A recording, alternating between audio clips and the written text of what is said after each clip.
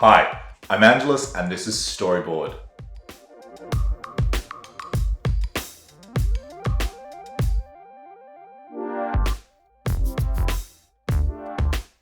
Today I'm bringing to the table the latest in the Azul series, Summer Palace. Summer Palace marks the third entry under the Azul name. When I first heard its announcement, I found myself cautiously optimistic. Unfortunately, the second entry in this series, Sintra, left me unsatisfied as it was unable to live up to its predecessor. Yet, the original represented such a wonderful title that I wanted to see what Kiesling would do. To summarize, I found Sintra embraced complexity, but without deepening the game experience. So it was complex for the sake of being complex, and something was lost in that translation. The original Azul was elegant and offered simple joy, and that's why it was my favorite game of 2017. The announcement of Summer Palace represents a strange juggling act. On the one hand, Azul is a powerful brand, and a company is smart to capitalize on that. On the other, that halo effect may just prove to be a long cast shadow, whose own enormity sets the bar far too high for any successor. I had a lot of questions, and none could be answered until I played the game. Is Summer Palace a worthy successor to its originator? Is Summer Palace merely a shallow capitalization of a famous brand? Is the gaming community, famous for its constant need for novelty, fatigued by yet another title in the series? I think it's telling that Plan B has made the branding explicit rather than implicit. Take other game series which have similar continuity, such as Forbidden Island and its successors, Nietzsche's Mask trilogy, and AEG's Tempest World. All of them shared branding, but they didn't make it on the box explicit. Yet when we look at Plan B's other successful game series, Century, we also see them using explicit branding. When good branding and good game design go hand in hand, they make for strong properties. The strength of that property can affect the whole or be undermined by its entries. Imagine if after the lukewarm reception of Sintra, Summer Palace meets a similar fate. I imagine that repeated lackluster reception would only serve to make the original seem more like lightning in a bottle, a result of lucky alchemy rather than good design. I therefore want to take a moment to appreciate the risk that Plan B is taking on this property. And I don't think we'll see whether that risk pays off until at least January and after the Christmas sales. Overall, my general opinion of this game is favourable. I think for the most part, it recaptures the original spirit of Azul, while offering me a different puzzle from the first. As you might expect, the game utilises the same drafting mechanism featured in the other two titles. You're drafting diamond tiles from central offerings, taking all of a single colour and then relocating the remainder to the middle. This game revisits the idea of special colours. In each round, one of the 6 colours is wild as determined by the game. During a wild, while you may not directly draft wild tiles, you must take one if available, along with your primary selection of colour. When building sets, wild tiles can be used as any colour during that round.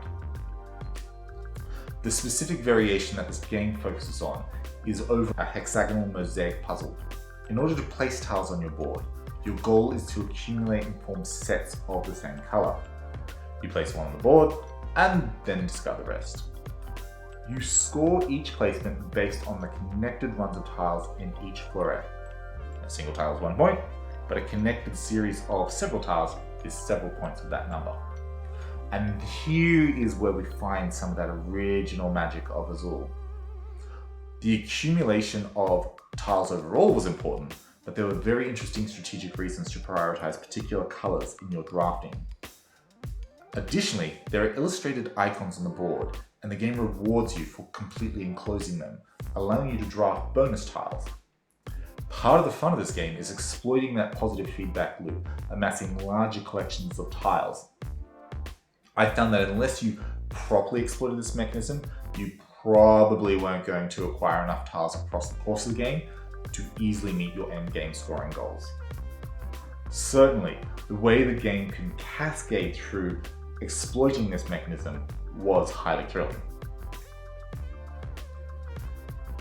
The way the board is set up means that there are a few different goals for tile placement, and the fun of the game is finding the balance between those goals.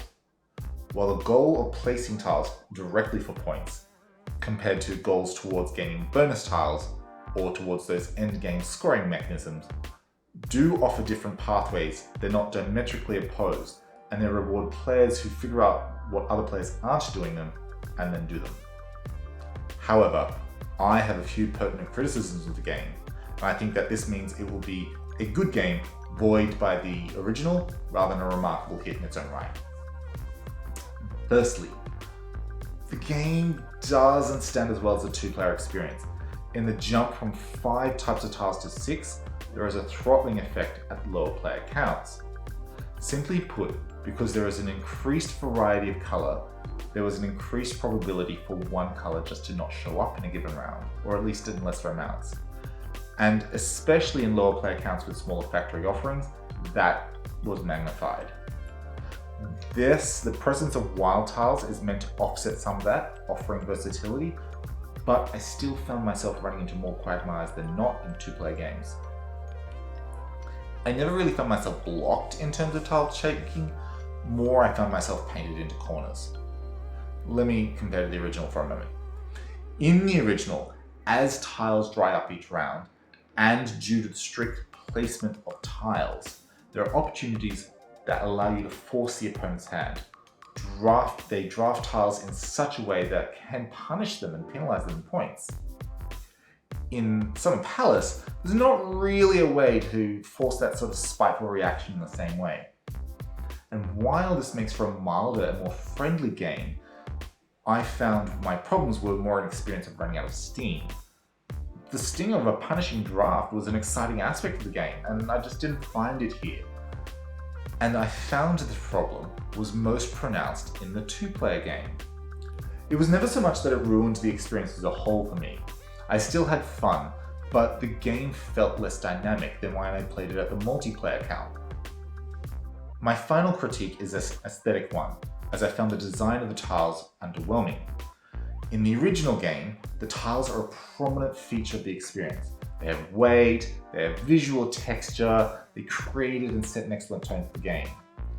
In Summer Palace, despite more colours, they came off a little monochromatic. Each set seems more or less a uniform colour, half featuring a minimalist pattern in the middle, but the other half remain unadorned. It doesn't actually reduce the experience of the game, but this felt like a design choice where a corner was cut maybe. I don't know, enough thought hadn't been given to the central impact these tiles would have, aesthetically speaking. So, what's the final verdict? As to expect, it doesn't compare to the original, but for the most part, I think this game deserves your attention. There's some clever design here, and I certainly had fun playing the game. It felt like it hit that balance of simple elegance that made me fall in love with the original. If your primary mode of play is two-player games, you may want to try it out before acquiring it for yourself. And if you're the type of player who's a little bit averse to punishment in games, then this offers a similar experience to the original Azul, but it's definitely on more friendly terms. So overall, I do recommend Azul Summer Palace to you, being aware of those caveats. And that is Storyboard.